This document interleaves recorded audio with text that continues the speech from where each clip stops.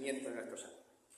Y lógicamente la predicación también va a ir de eso, ¿vale? Entonces vamos, por favor, a abrir vuestras Biblias en el Evangelio de Lucas, capítulo 2.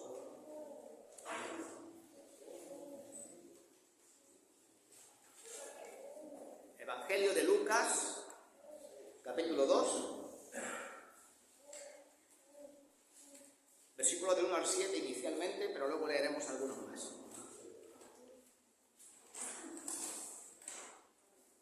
Y dice la palabra del Señor así: Aconteció que en aquellos días se promulgó un edicto de parte de Augusto César que todo el mundo fuese empadronado.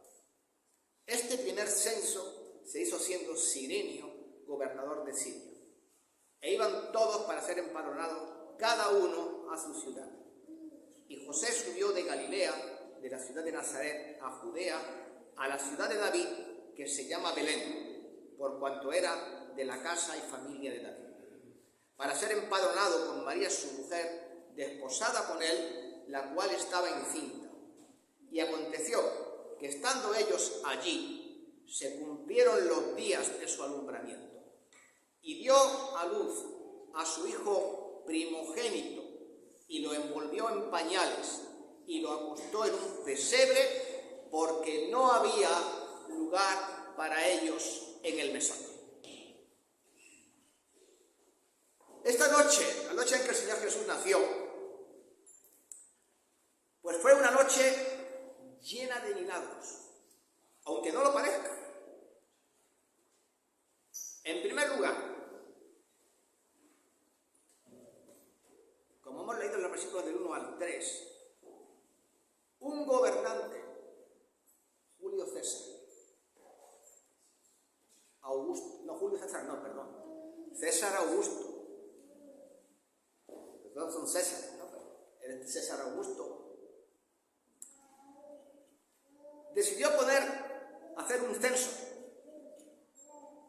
con motivo de poder saber cuánta gente había y quiénes tenían que pagar impuestos.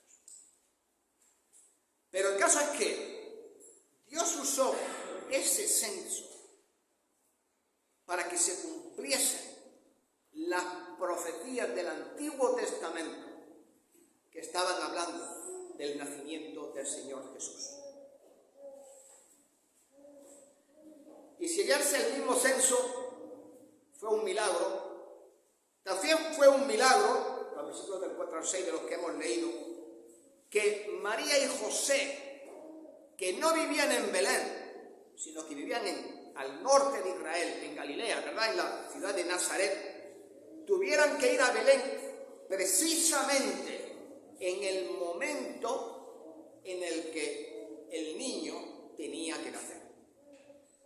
Y ese asombroso milagro hizo que se cumpliese la profecía que anunciaba el nacimiento del Mesías en la ciudad de Belén. Y podemos leer en el profeta Miqueas: pero tú, Belén Éfrata, pequeña para estar en las familias de Judá, de ti me saldrá el que será Señor de Israel, y sus salidas son desde el principio y desde los días de la eternidad. Pero no solamente eso, también fue un milagro el momento en el que el Señor nace. Esto no fue dejado al azar por parte de Dios. Leemos en Gálatas 4, versículo 4: pero cuando vino el cumplimiento del tiempo, Dios envió a su Hijo, nacido de mujer y nacido bajo la ley. Por tanto, cuando lo que está la palabra de Dios diciendo, especialmente Pablo aquí, es que envió a su Hijo cuando las condiciones eran perfectas para que el Evangelio se difundiese por todo el mundo. No hacía tanto tiempo, ¿verdad? Los romanos entraron en Judea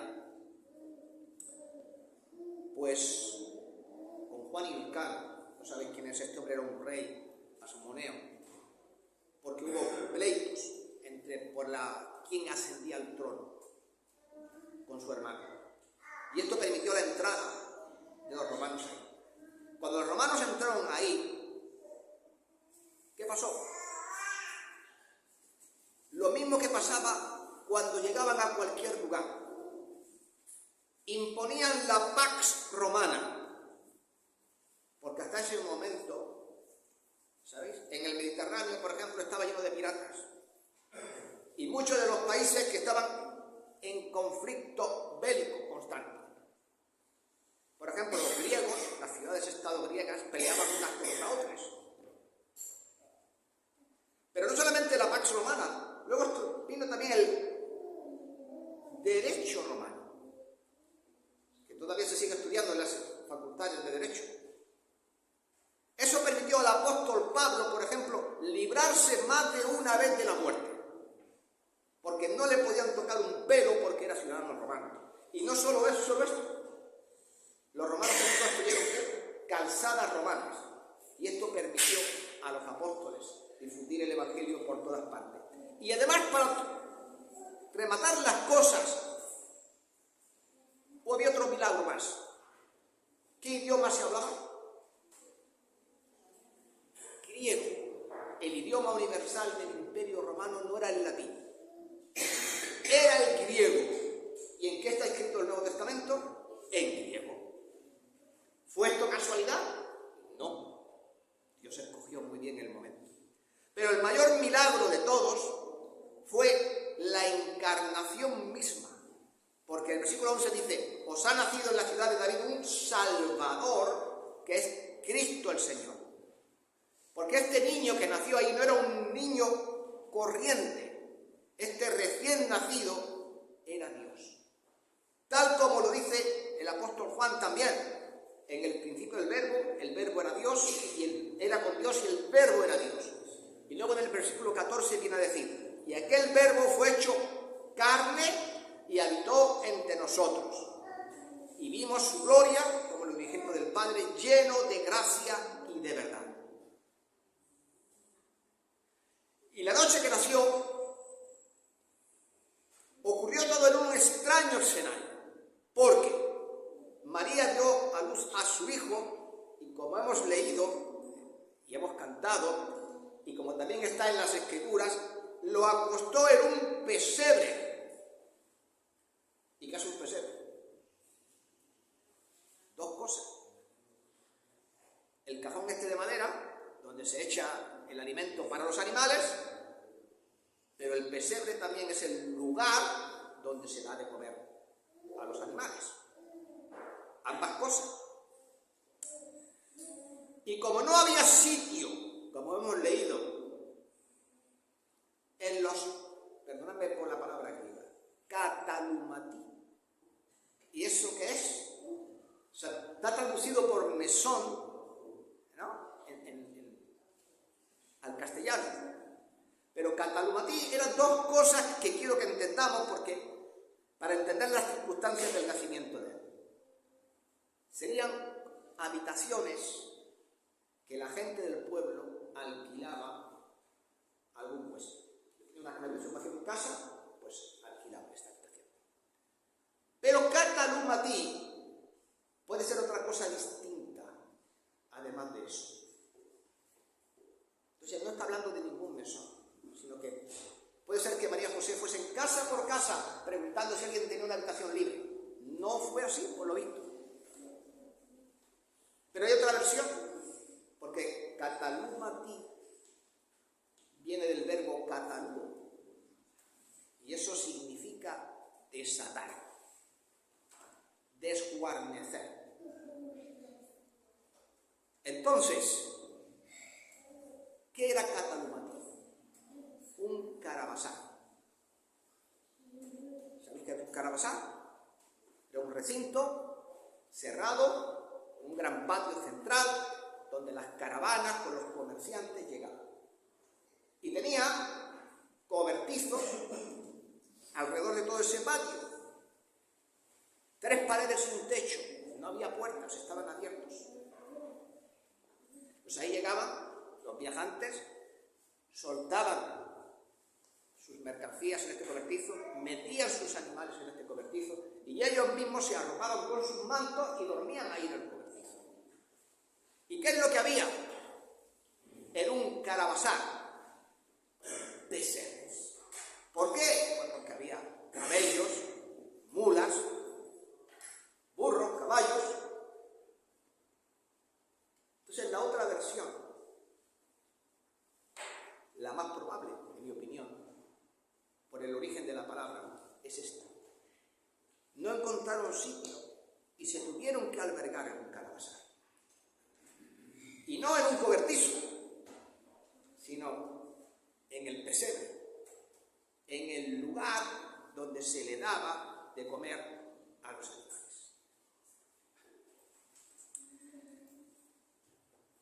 Y si algo es asombroso, es que en este lugar naciese el Hijo de Dios. Lo lógico hubiese sido que hubiese nacido en un palacio o en una mansión. Después de todo, como dicen las Escrituras, es el Rey de Reyes y el Señor de Señores. Y podía haber nacido en un sitio bien lujoso, porque después de todo, el Señor es el dueño de todo y es rico más allá de toda comprensión humana. Sin embargo, cuando vino, nació en un pesebre. Y justamente de eso es de lo que quiero hablar hoy. ¿Por qué nació en un pesebre? Entonces, cuando José y María llegaron al caravasar, o la otra versión posible, a quienes alquilaban habitaciones, ¿qué le dijeron? Lo sentimos mucho, aquí no te puedes quedar, todo está lleno. Entonces José tuvo que buscar alguna alternativa para que María descansara y diese a luz. Imaginaros aquella noche lo desesperado que el hombre estaría cuando comenzaran las contracciones del parto. Y como las habitaciones estaban llenas y los cobertizos del caravasar estaban llenos, pues ¿qué quedaba como alternativa? Pues vamos a la cuadra, vamos al pesebre. Y en este lugar sucio, como bien podéis imaginar, los animales hacen sus cosas allí, fue donde nació el Rey de Reyes. No es como lo pintan en los belenes. Había un burro, no dice nada de burro. Había un buey, lo dudo mucho. Eso no era una granja, era un caravasar. ¿Era un lugar lleno de gloria y de glamour? No. Todo lo contrario. Pero fijaros bien que este episodio en el cual Cristo llega para nacer ya nos está hablando del rechazo que el Señor Jesús experimentaría. Porque fijaros que cuando llega a Belén, el lugar destinado para que naciera según las profecías, no hay sitio para él. Había lugar para los negocios, había lugar para las familias, había lugar para todo el mundo, menos para quién, menos para el Señor Jesús. Y ese rechazo marcó toda su vida. La palabra de Dios dice en Juan 1:11, a lo suyo vino y lo suyo que no le recibieron. Y su propio pueblo, cuando ya fue adulto, le rechazó. Dice, ellos clamaron, fuera, fuera con él, crucifícalo. Y Pilato les dijo, crucificaré a vuestro rey. Y los principales sacerdotes respondieron, no tenemos más rey que César. Ahí está mostrado el rechazo, ¿no? Pero ¿qué pasa hoy?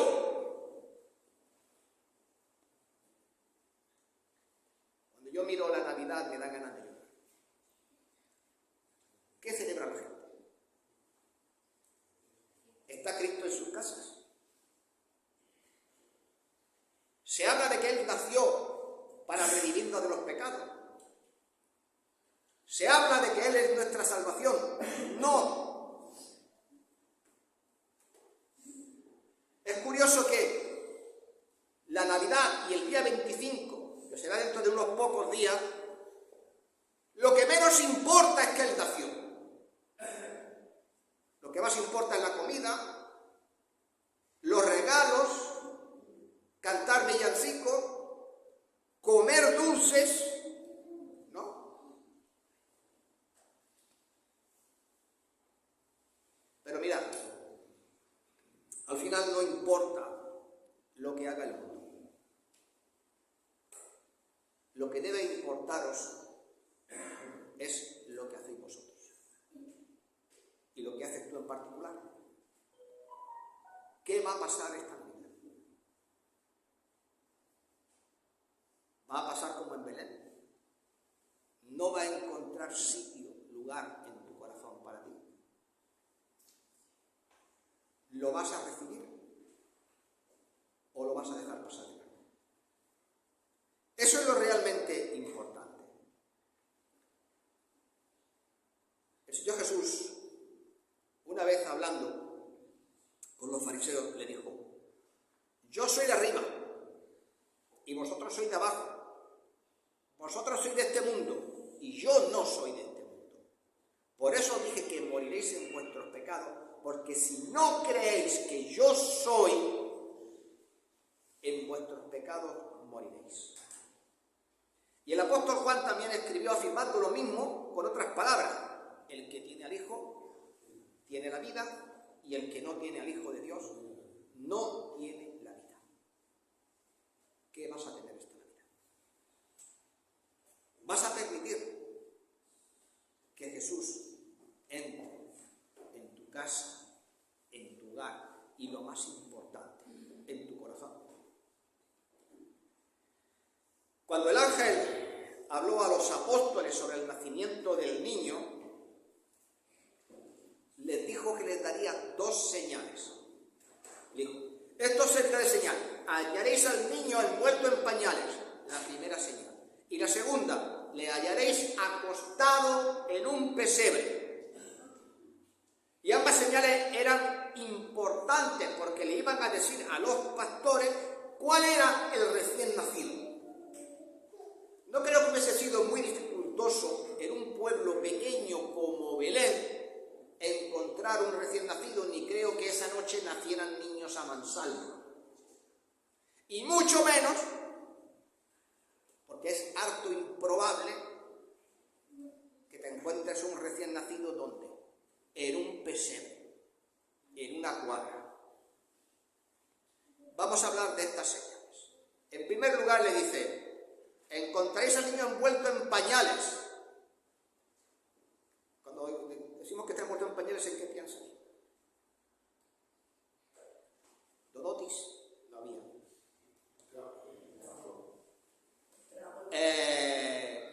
Gasas, picos, ¿no? Como antiguamente se hacía con los niños, pues tampoco. La palabra dice, pues son las traducciones a veces en el castellano no son muy correctas, que estaba envuelta en aspargenón. Vendas. Estas vendas envolvían al niño, y el rango social, el niño, ¿no?, determinaba también qué tipo de vendas usaba. Porque si era de alta cuna, vendas de lino fino, blanco y resplandeciente. Si era hijo de reyes, vendas teñidas en púrpura. Púrpura es un pigmento que se obtiene de un molusco del mar carísimo, y solamente los reyes podían permitirse este tipo de cosas. Pero si era un pobrecito, pues vendas vulgares y corrientes. Entonces estas vendas envolvían al bebé tanto que parecía como una pequeña momia. No se le podía ver los brazos, solamente la carita. Pero esto le daba al niño sensación de seguridad, porque es como estar dentro del útero materno, ¿no? Abrigado. Pero ¿sabéis qué? Ya su nacimiento nos habla de su muerte. Porque con este mismo tipo de vendas se envolvía aquí a los cadáveres en aquel tiempo, según las costumbres funerarias de su tiempo.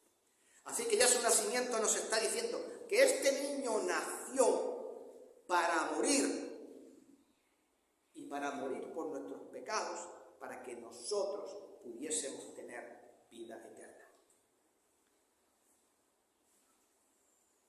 Y esos pañales nos recuerdan lo que nadie recuerda en la Navidad.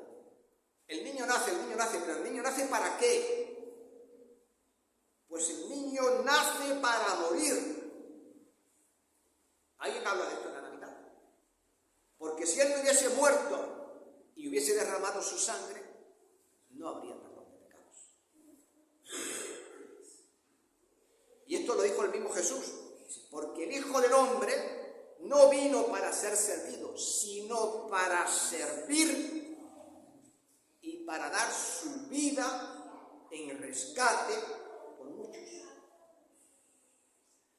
La segunda señal fue el pesebre. Y yo imagino que si algo de algo sabían los pastores, era de pesebres. Porque a fin de cuentas, era su profesión y sabían seguro dónde se localizaban todos los pesebres de Belén, donde podían ir a dar de comer a sus animales. Pero ¿qué mejor lugar para encontrar al Cordero de Dios que quita el pecado del mundo que en un pesebre?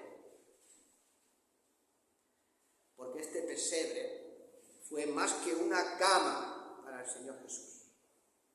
Este pesebre fue como una declaración de quién era Él, el Cordero de Dios que quita el pecado del mundo.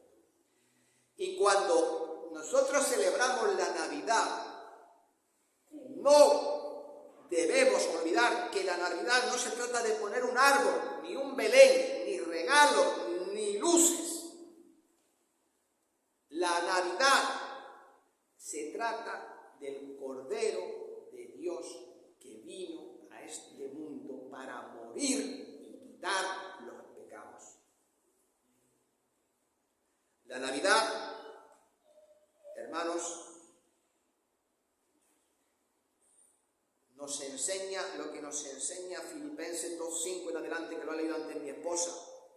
Dice: haya vosotros este sentir, el cual hubo en Cristo Jesús, que siendo en forma de Dios, no estimó ser como Dios como cosa que aferrarse, sino que se despojó a sí mismo, tomando forma de siervo, hecho semejante a los hombres. Aquí se cumple, siendo un niño recién nacido, y estando en la condición de hombre se humilló, haciéndose a sí mismo obediente hasta la muerte, y la muerte de cruz. Y estos versículos nos están hablando del nacimiento del Señor Jesucristo, cuyo punto central no es el pesebre, es la cruz. Porque vino para eso. Y como paso intermedio, tendría que haber nacido como un hombre, evidentemente. Él vino para morir y para resucitar y para que tengamos un evangelio que creer y para que tengamos salvación. Dice el apóstol Pablo: porque primeramente os he enseñado lo que así mismo recibí, que Cristo murió por nuestros pecados conforme a las Escrituras, tal como estaba predicho, y que fue sepultado y que resucitó al tercer día, y también vuelve a decir, conforme a las Escrituras. Así que, hermanos, Él se ganó la alabanza eterna por haber hecho estas cosas. Dice en Apocalipsis: y miré y oí la voz de muchos ángeles alrededor del trono y de los seres vivientes y de los ancianos, y su número eran millones de millones, que decían a gran voz: el Cordero que fue inmolado es digno de gloria, honra y alabanza. Y todo lo creado que está en el cielo y sobre la tierra y debajo de la tierra y en el mar y en todas todas las cosas que en ellos hay, oí decir: al que está sentado en el trono, al Cordero, sea la alabanza, la gloria, la honra, el poder por los siglos de los siglos. Amén. Esto se nos olvida. Este fue el motivo por el que él nació. Y la palabra lo deja bien claro, porque dice: en ningún otro hay salvación, porque no hay otro nombre dado a los hombres en que podamos ser salvos. Ahí está. Pues bien, cuando llegó el anuncio del nacimiento del Mesías, tampoco llegó a los ricos, ni a los políticos de la época. ¿A quién llegó? ¿Le llegó a Herodes? No. Herodes se enteró 2 años después que el Señor Jesús había nacido, ¿verdad? Ni siquiera él. No le llegó a los sacerdotes, era lo lógico. No. Le llegó a los escribas, tampoco. Le llegó a los fariseos, a los saduceos, a nadie de ellos.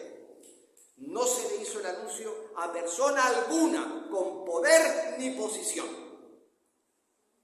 Fue a un grupo de hombres que en aquella época se les consideraba el estrato social más bajo, porque al estar siempre en contacto con animales, eran para un judío ritualmente impuros. Ni siquiera podían entrar en el templo, a menos que se bañasen, se purificasen y hicieran todo ese ritual, porque estaban en contacto con la reyección de los animales. Así que el mensaje se anunció, mire qué cosa, a hombres que no buscaban al Mesías. Eran hombres que estaban aislados, eran hombres que estaban marginados socialmente, pero justamente el anuncio del nacimiento se hace al estrato social menos imaginable que pudiésemos pensar. Sin embargo, estos pastores fueron los primeros humanos en ver al Señor. Dice el versículo 15 de Lucas 2. Sucedió que cuando los ángeles se fueron de ellos al cielo, los pastores se dijeron unos a otros: pasemos pues hasta Belén y veamos esto que ha sucedido y que el Señor nos ha manifestado. Vinieron pues apresuradamente y hallaron a María, a José y al niño recostado en un pesebre. Y no contentos con esto, mira por dónde. Aquí tenemos los primeros misioneros. ¿Sabéis por qué? Porque dice el versículo 17: al verlo dieron a conocer lo que se había dicho acerca del niño, y todos los que lo oyeron se maravillaron de lo que los pastores les decían. Pero María guardaba todas estas cosas, meditándolas en su corazón. ¿A quién se acercó Dios? Se acercó a aquellos a los que a nadie le importaba. Y justamente a esas personas fue los que escucharon los primeros las buenas nuevas. Y os voy a decir algo más. Cuando ellos llegaron ahí al pesebre, ¿os habéis dado cuenta que María y José les recibieron? ¿Os habéis dado cuenta que María y José no les pudieron ningún impedimento, a pesar de quienes eran, ¿no?, para que estuviesen allí y fuesen adorando al niño? Fueron bienvenidos. Voy a repetir esto también. Fueron bienvenidos cuando llegaron a aquel pesebre. Entonces los pastores comenzaron a contar lo que habían visto y oído. Dice: y volvieron los pastores glorificando y alabando a Dios por todas las cosas que habían visto y oído, como se les había dicho. Por eso son los primeros misioneros. Llegaron a Belén y empezaron a hablar que el Mesías, que el Hijo de Dios, había nacido. Aquí el asunto principal es que fueron bienvenidos cuando llegaron hasta donde estaba Jesús. Y este también sigue siendo el mensaje que todos nosotros predicamos hoy. La palabra de Dios dice, y el Espíritu y la esposa dicen, ven, y el que oye diga, ven, y el que tiene sed, venga, y el que quiera, tome del agua gratuitamente. Seguimos predicando las mismas cosas. Eres bienvenido.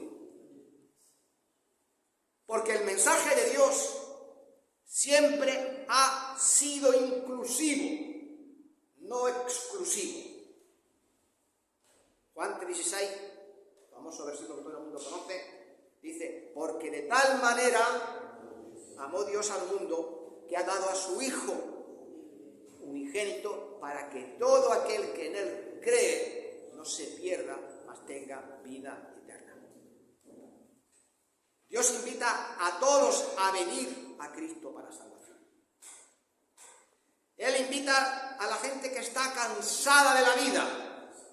Venid a mí todos los que estáis trabajados y cargados, y yo os haré descansar.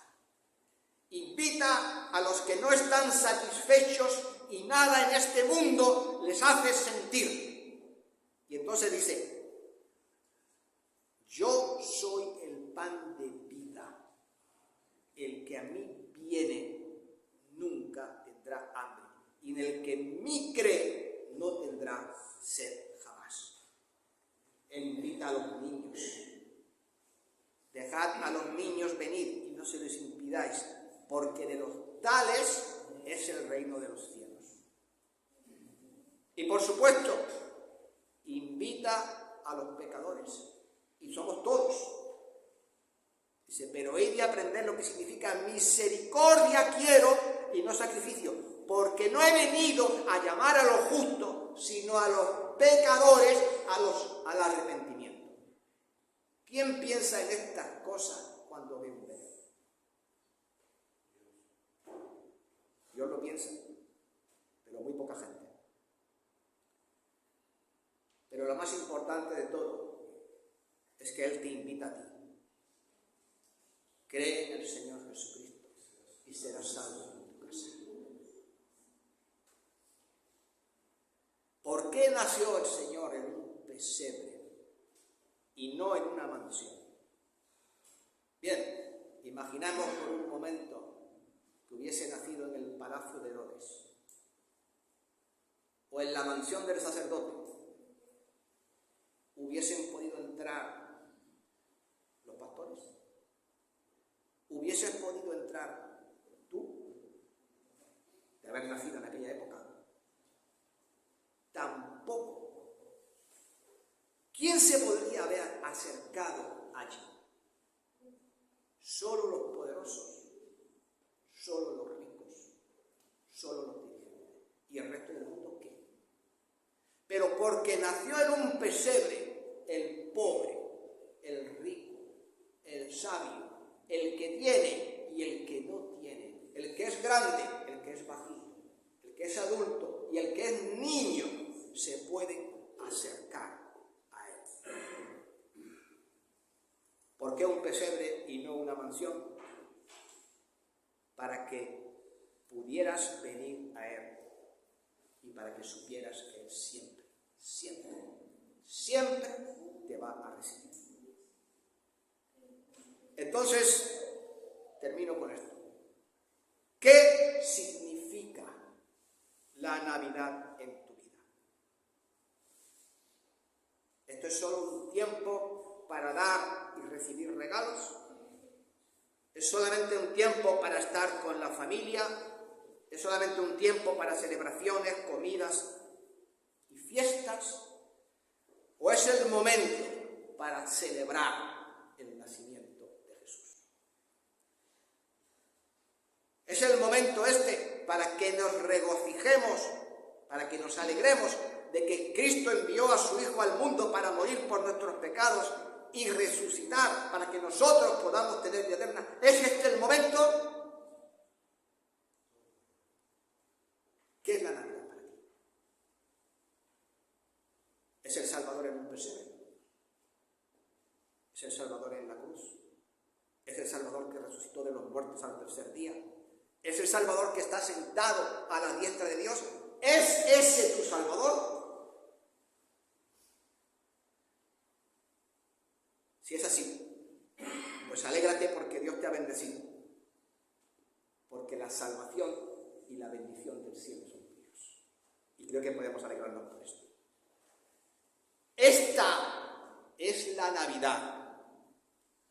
¿Y sabéis lo que es la Navidad? El tiempo de salvación, porque es el tiempo en el que Salvador nace. Y como dicen las Escrituras, en tiempo aceptable te he oído y en día de salvación te he socorrido. He aquí ahora el tiempo aceptable, he aquí el día de la salvación. He aquí la Navidad, acércate al pesebre, acércate a Jesús y serás recibido, bendecido y salvado. Hermanos, que el Señor os bendiga. Os deseo a todos una muy feliz